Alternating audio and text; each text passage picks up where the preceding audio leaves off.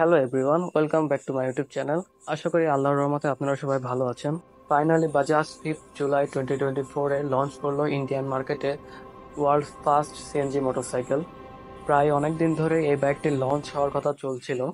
প্রায় অনেক দিন ধরে এই বাইকটির লিক ফটো অথবা স্পাই শট সোশ্যাল মিডিয়াতে দেখা যাচ্ছিল। ফাইনালি বাজাজ ফ্রিডম MG-04 নামে বাইকটি ইন্ডিয়ান মার্কেটে লঞ্চ করে দিল।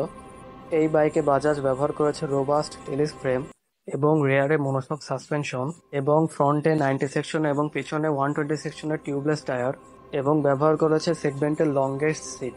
বাইকে ব্যবহার করা হচ্ছে 125cc মোটর, যেটা প্রডিউস করে 9.5 PS এবং 9.7 Nm অফ টর্ক। এবং এই বাইকে দেওয়া হয়েছে 2 কেজি সিএনজি ট্যাঙ্ক এবং 2 লিটারের পেট্রোল ট্যাঙ্ক, যা থেকে কোম্পানি ক্লেম করছে 330 কিলোমিটারের রেঞ্জ পাওয়া যাবে। বাজাজ ফ্রিডম 125 বাইকটি ইন্ডিয়াতে বাজাজ মোট 7টি কালারে লঞ্চ করেছে। বাজাজ এই বাইকে ব্যবহার করেছে newly designed fully digital instrument cluster with Bluetooth connectivity. তার সাথে বাজাজ আরও ব্যবহার করেছে এই বাইকে ফুললি এলইডি হেডল্যাম্প। এই বাইকটির ইন্ডিয়াতে প্রাইস রাখা হয়েছে 95,000 থেকে 1,10,000 রুপি এক শোরুম। এই বাইকটি বাংলাদেশে বাজারে লঞ্চ কখনো হবে কি না এই ব্যাপারে কোনো কনফার্মেশন এখনও নেই।